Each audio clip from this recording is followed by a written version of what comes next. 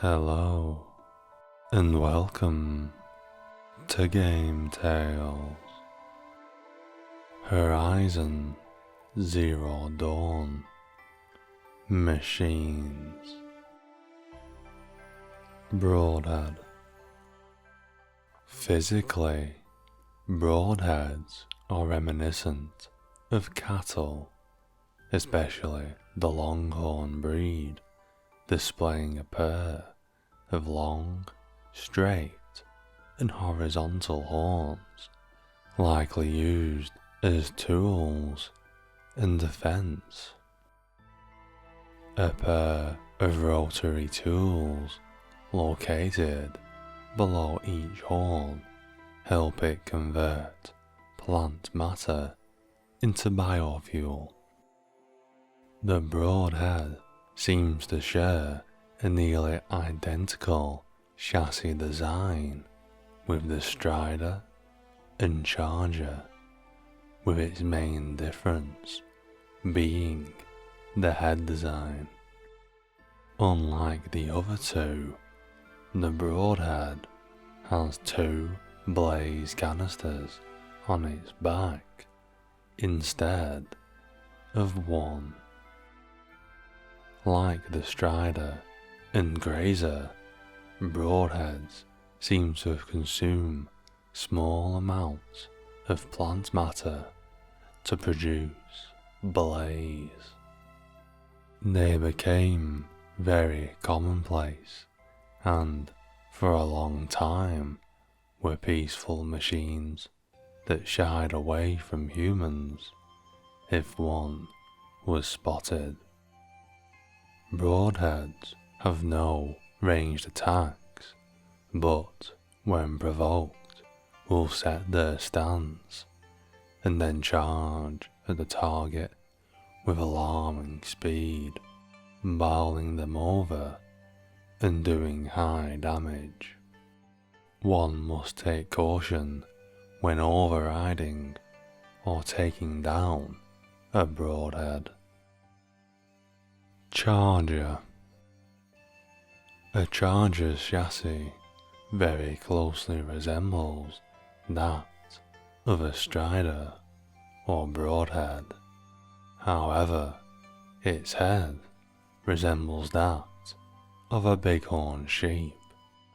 Two large, forward curving horns, similar to the horns of a bighorn ram, are located on its head. Both horns are equipped with a tool that resembles a chainsaw. An optical sensor array consisting of a sensor partially surrounded by four smaller sensors is located at the end of the snout. A single blaze canister is located between the haunches. The chassis is composed mainly of synthetic muscle, with white armor plating partially covering the head, neck, shoulders, hips, forelegs, and hind legs. Chargers are always found in herds, busily grazing on grass, which they convert into blaze. Charger herds are usually accompanied by patrolling watchers or long legs and sawtooths in order to protect them from hunters and maximize efficiency. Chargers are skittish, but less so than striders or broadheads. Chargers are more likely to attack than run. They can deal devastating damage if the player is at a low level. On encountering a perceived threat, chargers are capable of charging at high speed with their heads lowered to ram the enemy. Additionally, they employ a variety of kicks like the rams they resemble. However, if a strider is overridden and used as a mount, these same kick attacks become weapons that can be employed by the rider against hostile machines or humans.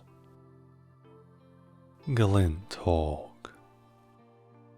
Must be a glint hawk, a flying scavenger. A glint hawk has a distinctly avian appearance, resembling a vulture. Its wings, tail, legs, and feet have armor plating that resembles feathers and avian wings, tail, legs, and feet. The general appearance of the chassis resembles that of a vulture. The beak is composed of an upper mandible, equipped longitudinally with an array of rotary cutting tools, and a lower mandible equipped with a saw-like cutting tool, and a pair of lateral mandibles, each equipped with a rotary cutting tool. This complex mechanism is highly efficient at cutting, grinding, processing parts and resources from the chassis of destroyed machines.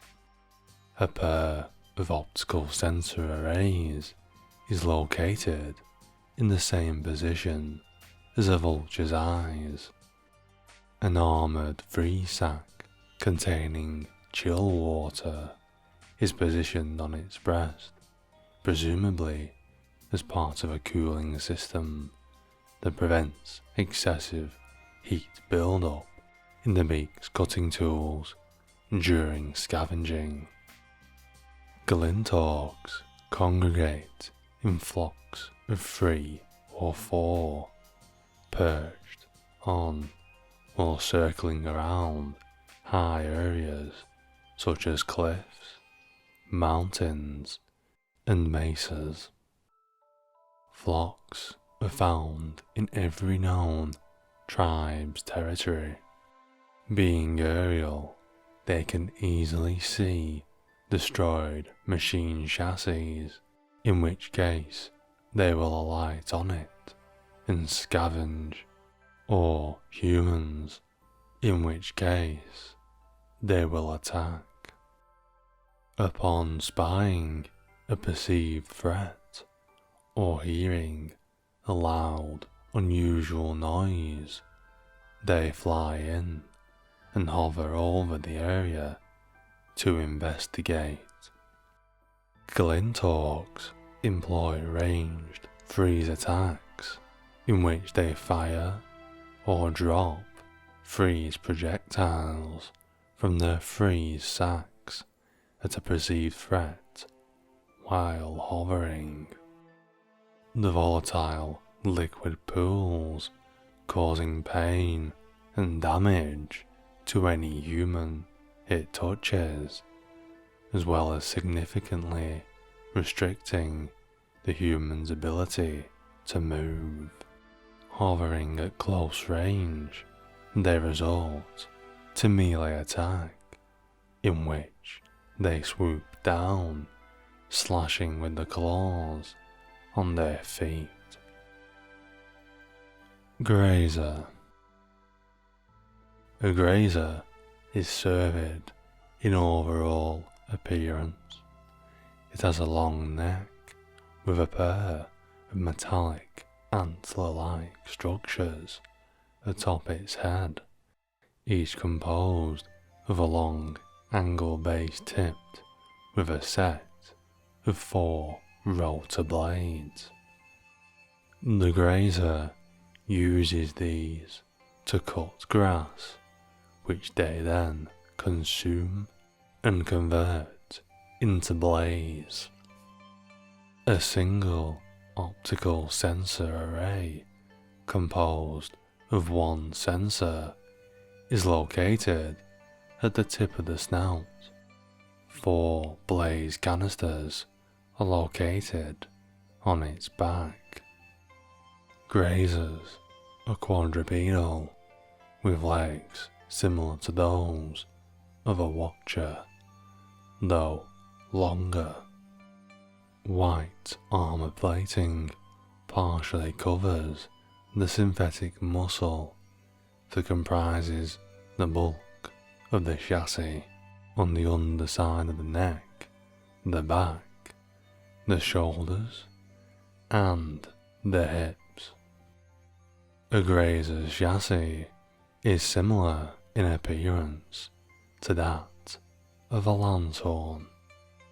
With heads down, they work, busily cutting and converting grass into blades, stopping only to quietly change to another spot. Grazers are invariably found in herds. For protection against humans, they are usually accompanied by recon machines such as watchers or longlegs, frequently in tandem with combat machines such as sawtooths or ravengers.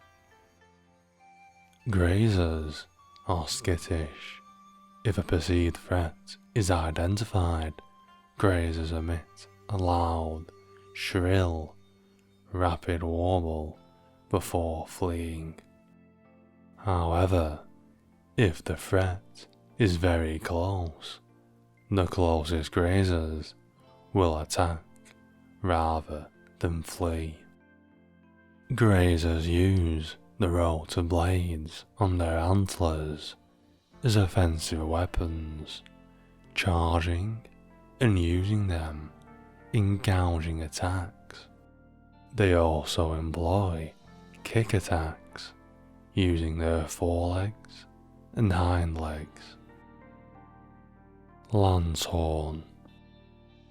The Landshorn bears a resemblance to a very large antelope or gazelle, possessing a pair of parallel horns, 4 slender legs, and a long neck.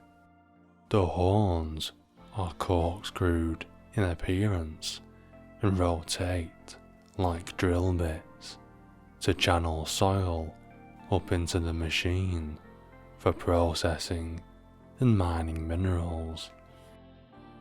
There is a single optical sensor at the end of the snout. Twin chill water canisters are positioned atop the lower back. This likely helps cool the drill bits on the machine's head. Twin containers are positioned above these, likely to store processed materials. A Landshorn's chassis is nearly identical to that of a Grazer. Landshorns employ melee attacks, making use of their horns, legs, and chassis. They will charge and kick, and also employ a stabbing attack in which they charge at an enemy with their horns, inflicting heavy damage. Rock Breaker. You're an ugly one, aren't you? No wonder you hide your face underground. A rock breaker's chassis closely resembles the body of a badger or a mole, though unlike these animals, it has a tail whose length is approximately 1/4 of the length of its body. Its most prominent feature is a massive mouth composed of an enormous roller cone drill bit. Each cone is set in a hinged jaw. This configuration allows the bit, and therefore the mouth, to expand as needed. Twin optical sensor arrays are located in the same position on the head as a mole's eyes. However, while a mole has very poor eyesight, Rockbreaker's optical sensors are fully functional. At the end of each of its 4 short, stout, powerful limbs is a large extremity called a digging arm that resembles an excavator's shovel. Under the machine's belly are twin blaze sacks, and twin exhaust ports are positioned atop the body at the base of the tail. The Rockbreaker is built for underground mining operations, tunneling through rock and soil with its mouth, ingesting large quantities of rock, which it processes and extracts mineral resources from.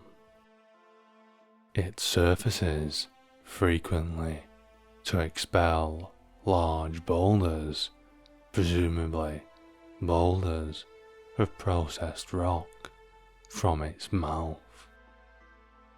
During activity, it may form a mound of rubble on the surface, containing resources that humans find useful.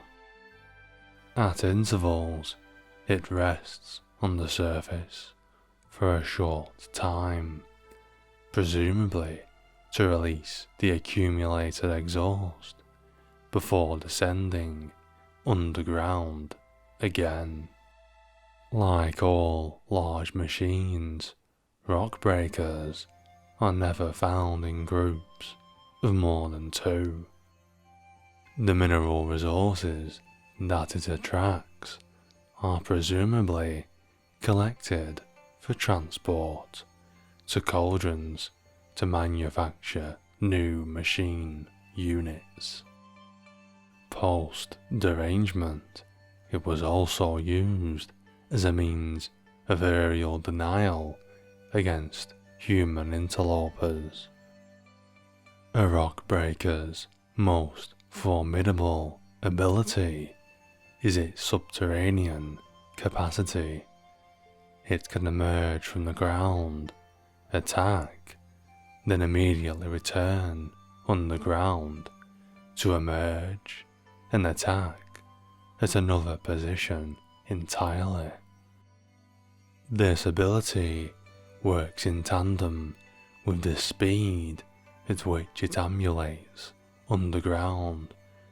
A Rockbreaker swims through the ground below the surface with the ease of a shark swimming underwater. Thus, it can repeatedly emerge, attack, return underground, and change position at very high speed.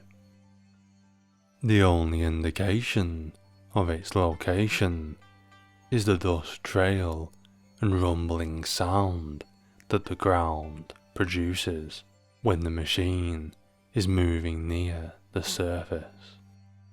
Furthermore, the Rockbreaker's subterranean ability makes putting it into an elemental state difficult, as it hinders the repeated strikes from elemental weapons needed to cause such a state. Rockbreakers are sensitive to sound. If a human walks or runs on ground under which a rock breaker is present, it will zero in on the sound and attack. If a projectile or energy weapon is fired, the rock breaker immediately zeroes in, not on the sound of the projectile or the energy bolt striking, but on the sound of the weapon being fired. This includes the relatively quiet sound of a bow release. Rock breakers mainly employ melee attacks, most of which utilize their ability to emerge on the surface at high speed.